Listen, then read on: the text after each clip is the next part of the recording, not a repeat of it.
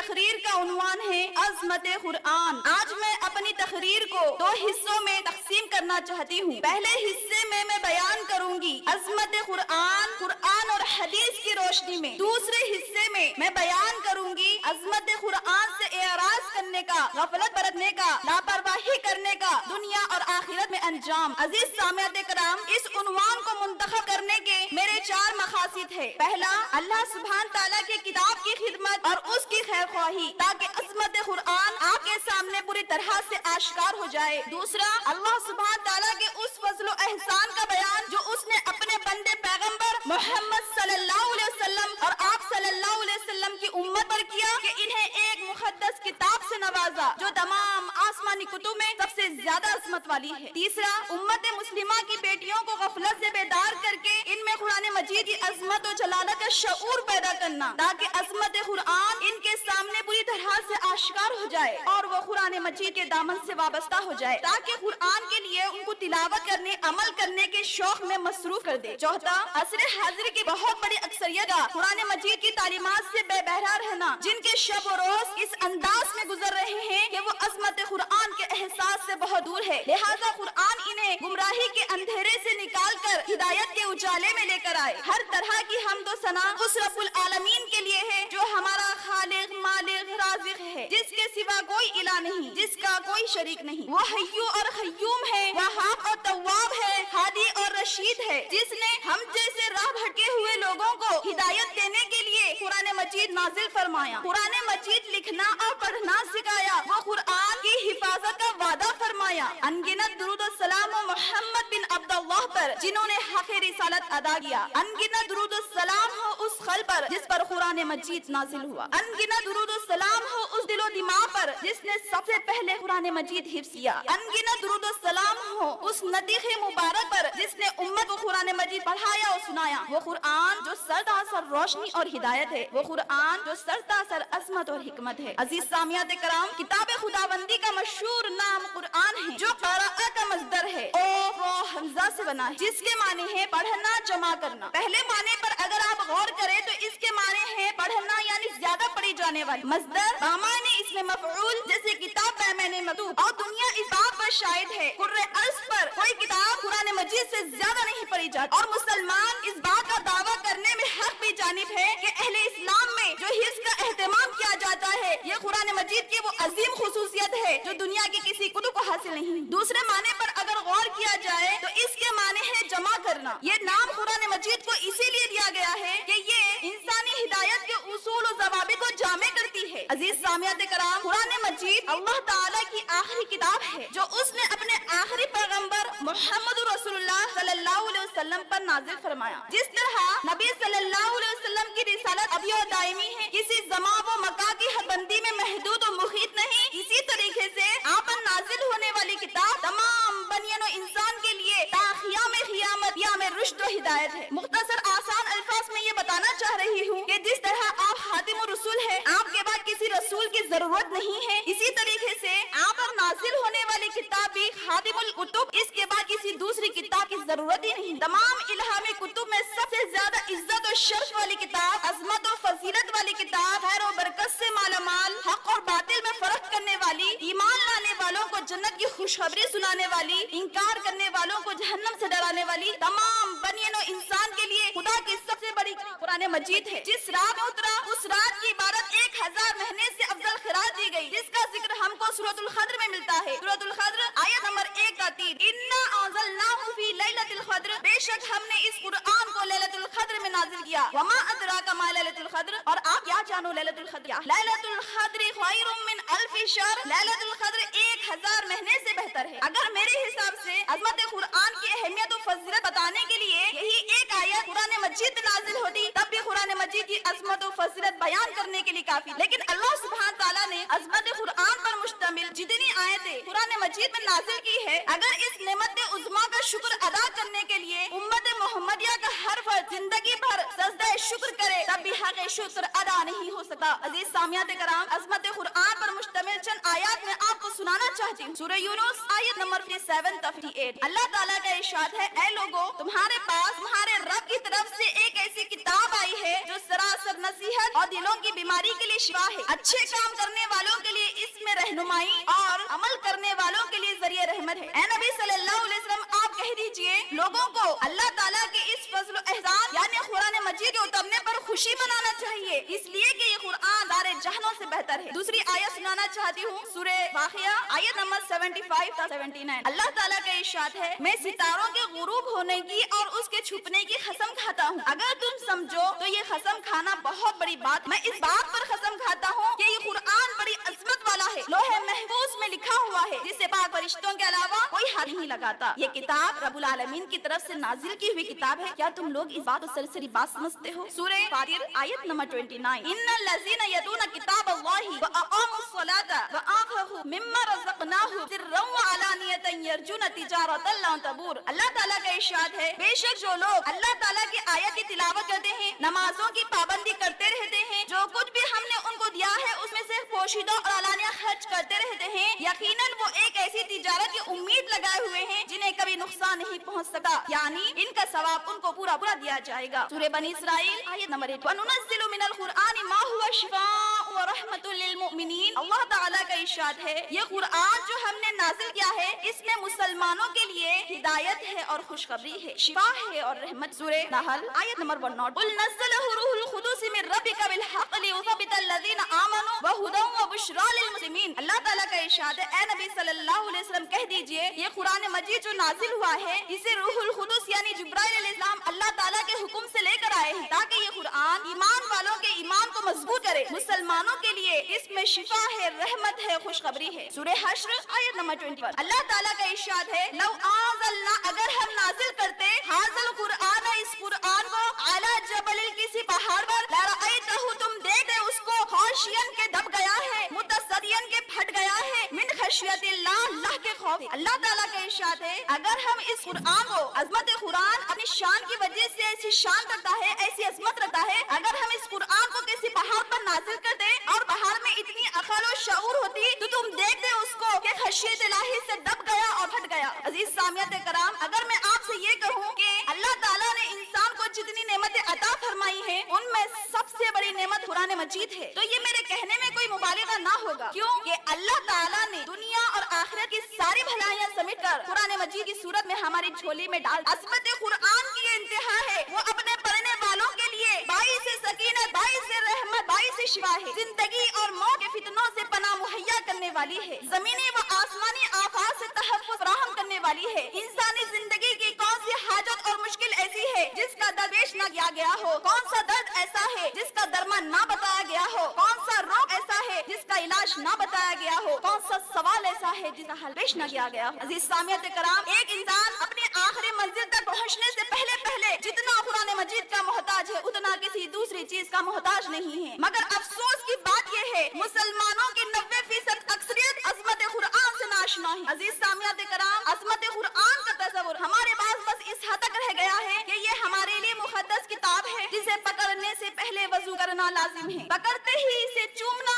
आँखों से लगाना जरूरी है, बेटियों को हदिये में देना, बेटियों को घर से रुखसत करते वक्त उसके साये से उसको गुजारना, लड़ाई और झगड़े के मौके पर कसम और गवाही के लिए इस्तेमाल करना, जिन्नात को दूर करने के लिए सूरतों का विर्द करना, हुसूल शिफा के लिए आयतों का विर्द करना, ईसाले सवाब के लिए कुरान खवानी कराना, यही हमारे पास असल मकासद बन गए हैं जिनके लिए कुरान मजीद नाजिल हुआ है। अजीज सामियात कराम, अल्लाह ताला ने एक इंसान की सोच और फितरत में ये बात है, जिस चीज की वो कद्र कीमत जानता है उसके हुसूल के लिए अपने तन मन धन की बातें लगा देता है। लिहाजा एक अनपढ़ काश्तकार जानता है बेहतरीन फसल उसके बेहतरीन मुस्तकबिल की जामिन होती है, लिहाजा वो सर्दी की सदीद रातों में उठकर अपने खेतों में काम करता है, गर्मी की चिलचिलाती धूप में अपनी जान को हल्कान करता है। एक ताजिर को मालूम होता है उसकी तिजारत से हासिल होने वाला नफा उसके लिए क्या मायने रखता है, लिहाजा वो अपनी जिंदगी के खूबसूरत दिन के 12-12 घंटे तिजारत की नजर कर देता है। एक तालिब इल्म और डॉक्टर इंजीनियर बनने की قدر و قیمت معلوم ہوتی ہے. اسی لیے ہر ذہین طلبا ڈاکٹر انجینئر بننے کی کوشش کرتے ہیں. بعض مرتبہ وسائل نہ رہنے کے باوجود عقل مند طلبا محنت مزدوری کر کے ڈگری حاصل کرنے کے لیے اپنی جان کھپا دیتے ہیں. ایک تاجر، ایک آشکار، ایک طالب علم اپنے کام میں اپنی جان کیوں کھپا دیتے ہیں؟ کیونکہ وہ اپنے کام سے حاصل ہونے والے نتائج و فوائد سے پوری طرح آگاہ ہوتے ہیں. عزیز سامعین کرام، عظمت قرآن سے ناآشنا ہونے کا بنیادی سبب ہمارے پاس یہ ہے کہ ہم اس کی تلاوت، حفظ، تدریس کے فوائد سے واقف نہیں ہیں. قرآن مجید سے ہمارا تعلق اس آدمی جیسا ہو گیا ہے جو ہیرے جواہرات کی تلاش میں ساری زندگی خواب چھانتا پھرتا ہے، جبکہ ہیرے جواہرات کا خزانہ اس کے اپنے ہی گھر میں موجود ہوتا ہے. عزیز سامعین کرام، آج ہم عظمت قرآن سنے بولنے سے محروم ہو گئے ہیں. ابھی تک ہم کو احساس نہیں ہوا کہ ہم کتنی بڑی نعمت سے محروم ہو گئے ہیں. عزیز سامعین، بتائیے، ایک ماں اپنے بچے کو دودھ کب دیتی ہے؟ جب تک کہ وہ رو کر نہیں مانگتا. پیاسے کو جب پیاس لگتی ہے تو وہ خود پانی کی تلاش میں نکلتا ہے اور رب اس کے لیے پانی پیدا بھی کر دیتے. لیکن جب ہم کو پیاس نہ ہو تو پانی سے بھرا ہوا وہ بھی ہمارے پاس آ جائے تو بیکار ہے. پہلے ہم کو سمجھنا چاہیے دین سے ناواقف ہونے میں ہمارا کتنا بڑا نقصان ہے. خدا کی اتنی بڑی کتاب عظمت قرآن ہمارے گھروں میں موجود ہے، لیکن اس میں کیا لکھا ہوا ہے اس کا مطلب ہم میں سے کسی کو نہیں معلوم. اس سے زیادہ نقصان کی بات ہمارے لیے اور کیا ہو سکتی ہے؟ ہم دن رات 5 وقت کی نماز پڑھتے ہیں، لیکن اس نماز میں اپنے پروردگار سے کیا عرض کرتے ہیں اس کا مطلب ہم کو نہیں معلوم. اس سے زیادہ نقصان کی بات ہمارے لیے اور کیا ہو سکتی ہے؟ جس کلمے کے ذریعے سے ہم اسلام میں داخل ہوتے ہیں اس کلمے کا مطلب ہم کو نہیں معلوم، اور نہ ہی ہم یہ جانتے ہیں اس کلمے کو پڑھنے کے ساتھ ساتھ ایک مسلمان پر کیا ذمہ داریاں عائد ہوتی، اس کا مطلب ہم کو نہیں معلوم. اس سے زیادہ ایک مسلمان کے لیے نقصان کی بات اور کیا ہو سکتا؟ روزگار نہ ملنے کا نقصان ہم کو معلوم ہے، سونے چاندی گھم جانے کا نقصان ہم کو معلوم ہے، اپنی تجارت سے حاصل نہ ہونے والے نفع کا نقصان ہم کو معلوم ہے. عزیز ساتھیوں، لیکن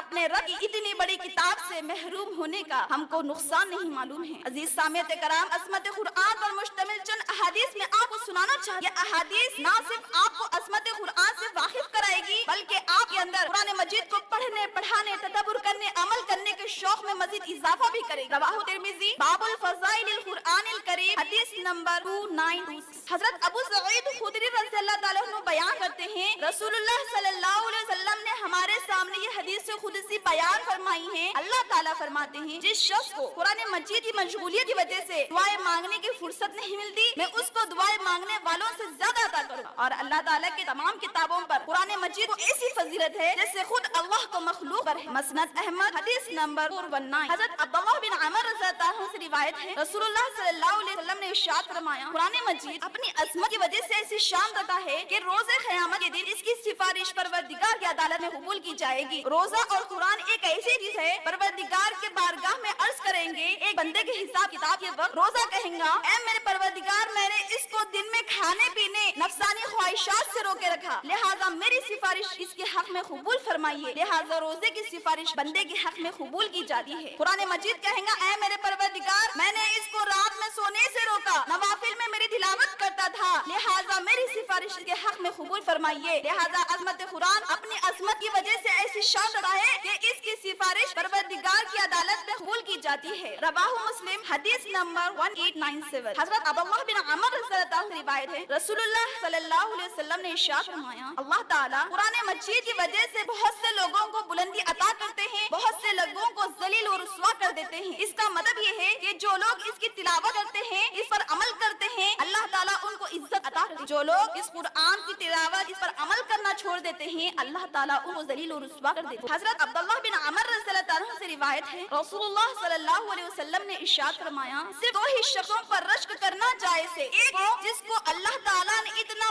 مال دیا ہو اور وہ مال کو دن رات اللہ تعالیٰ کی راہ میں خرچ کرتا ہو تو لہٰذا ایسے شخص پر رشک کرنا جائز ہے. دوسرا وہ جس کو اللہ تعالیٰ نے قرآن مجید کا علم دیا ہو اور وہ دن رات اس کی تلاوت اور اس پر عمل کرتا ہو، لہٰذا ایسے شخص پر رشک کرنا جائز. بن عامر رضی اللہ عنہ بڑی دلسوز آواز میں قرآن مجید پڑھتے تھے. ایمان لانے کے بعد قرآن مجید کی اتنی زیادہ تلاوت کرتے، جب بھی قرآن مجید پڑھتے اس کو اپنے چہرے پر رکھتے، کہتے میرے رب کا کلام، میرے رب کی کتاب، پھر खशियत इलाही से रोने लग जाते। हजरत उसैद बिन हुज़ैर रज़ी अल्लाह अन्हु की मिसाल लीजिए कि आप कुरान मजीद सुनकर ईमान लाए, ईमान लाने के बाद कुरान मजीद के ऐसे शिदाई बने कि जिंदगी भर कुरान मजीद ही के होकर रह गए। जब तमाम लोग नींद की आगोश में चले जाते तो आप बड़े ही खुश इल्हानी से कुरान मजीद की तिलावत करते थे। एक मरतबा हुआ यूं कि देखा कि आप रात में तिलावत कर रहे हैं कि आसमान से रोशन खनीलें आती हुई दिखाई दी। ये आपने बड़े हैरानी से नबी सल्लल्लाहु अलैहि वसल्लम से ये माजरा बयान किया तो नबी सल्लल्लाहु अलैहि वसल्लम ने फरमाया, अरे ये तो फरिश्ते थे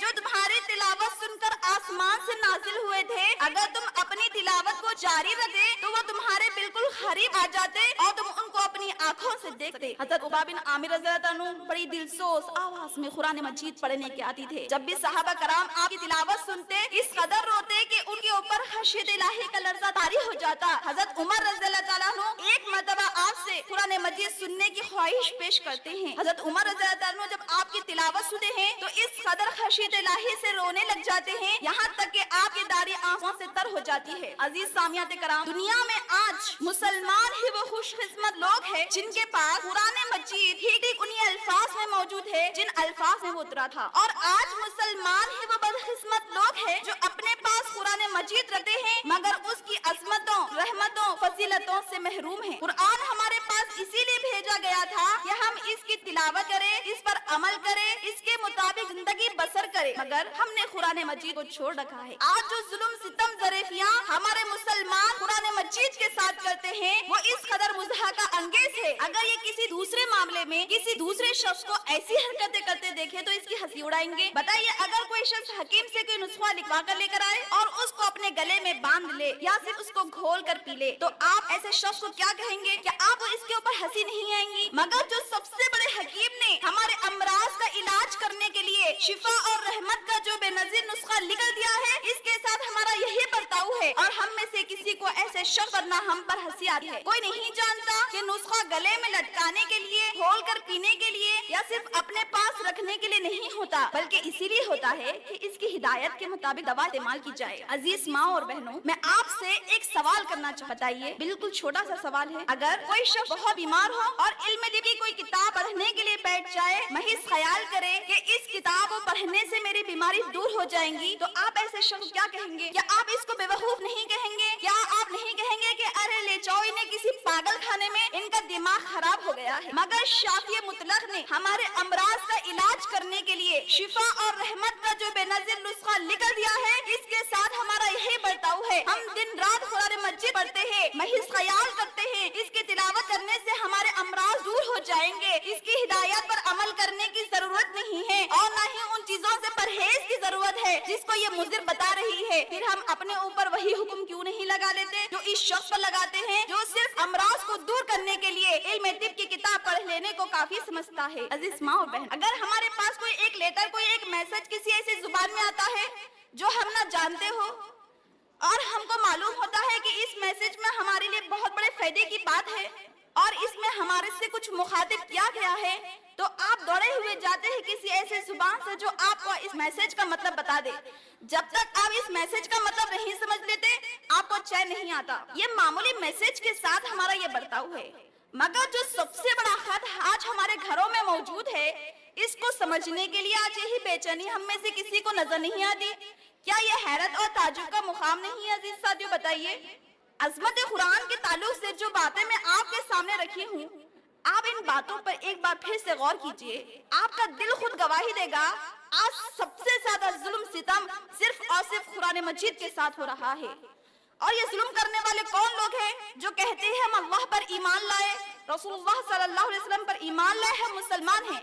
बेशक वो मुसलमान हैं, बेशक वो अल्लाह पर ईमान रखते हैं, बेशक वो रसूलुल्लाह सल्लल्लाहु अलैहि वसल्लम को मानते हैं, मगर सबसे ज्यादा जुल्म करने वाले यही मुसलमान लोग हैं।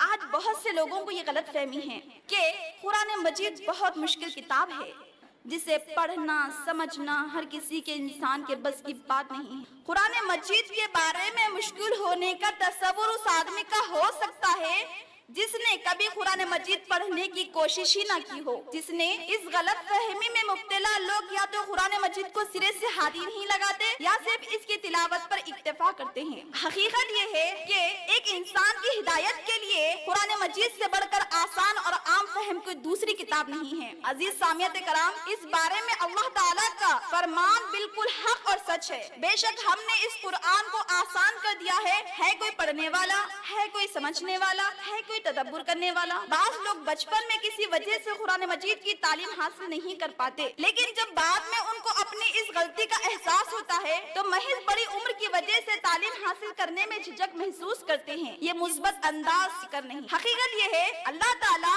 عمر کے جس حصے میں ہم کو توفیق دے اسی کو بچپن سمجھنا چاہیے۔ رسول اللہ صلی اللہ علیہ وسلم کا ارشاد ہے، قرآن مجید میں مہارت رکھنے والا انسان میدان حشر میں مخرب فرشتوں کے ساتھ کھڑا ہوگا، اور جو شخص اٹک اٹک کر پڑھتا ہے اس کے لیے تو دوہرا اجر ہے۔ جہاں ایک طرف قرآن مجید کے پڑھنے والے کے ہر حرف پر 10 نیکیاں ملتی ہے، دوسری جگہ قرآن مجید کو اٹک اٹک کر پڑھنے والے کے لیے 20 نیکیاں ہیں۔ عمر کے کسی بھی حصے میں قرآن مجید کی تعلیم حاصل کرنے میں جھجک محسوس کرنا نہیں ہے۔ قرآن مجید سے اعراض کرنے کی، یعنی اس کی تلاوت نہ کرنے کی، اس کے اوپر عمل نہ کرنے کی، اپنے بچوں کو قرآن مجید کی تعلیم نہ دینے کی، ایک انسان کی دنیا میں تیسری سزا یہ ہوگی، اللہ تعالیٰ اس کو ذلیل و رسوا کر دیں گے۔ نبی صلی اللہ علیہ وسلم کی وہ حدیث یاد کریے، نبی صلی اللہ علیہ وسلم ارشاد فرماتے ہیں، اللہ تعالیٰ بہت سے لوگوں کو قرآن مجید کی وجہ سے بلندی عطا کرتے ہیں اور بہت سے لوگوں کو ذلیل و رسوا کر دیتے ہیں۔ یعنی جو شخص اس کی تلاوت کرتے ہیں، اس پر عمل کرتے ہیں،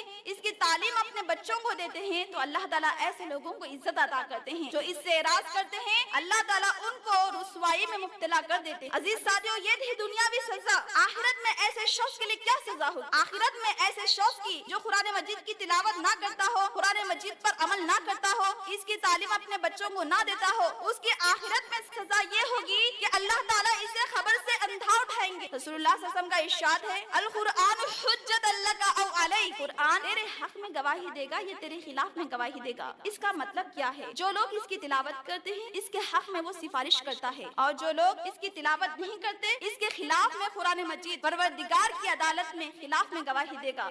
عزیز ساتھیو، یہ تھی سزا دنیا اور آخرت میں قرآن مجید سے اعراض کرنے والوں، یعنی اس کی تلاوت نہ کرنے پر عمل نہ کرنے، اس کے اہتمام اپنے بچوں میں نہ کرنے والوں۔ ہمیں یہ بات کبھی بھی فراموش نہیں کرنا چاہیے کہ قرآن مجید کی تلاوت کرنے پر جس طرح عظمت و فضیلت و فوائد ہے، قرآن مجید کو چھوڑنے کے نقصانات، عذابات بھی بہت زیادہ اور بہت زیادہ شدید۔ لہذا روزانہ اگر ہم ایک پارہ یا اس سے زیادہ پڑھنے کی طاقت نہ رکھتے ہو تو کم سے کم اتنا پڑھنے کا معمول بنا لینا چاہیے جس سے ہمارا شمار غافل بندوں میں نہ رہے۔ لہذا روزانہ ہم کم سے کم 10 آیات یا اس سے کم آیات کی تلاوت کرنے کی معمول بنا لیں۔ اگر ہم 24 گھنٹوں میں اتنا بھی نہ کر پائے، پروردگار کے دنیا اور آخرت کے سزاؤں سے ہمیں کون بچا سکے گا؟ آخر میں اللہ رب العالمین سے دعا کرتی ہوں، رب العالمین مجھ کو اور آپ کو قرآن مجید سے مستفید ہونے کی توفیق عطا فرمائے، مجھ سے اور آپ سے راضی ہو جائے۔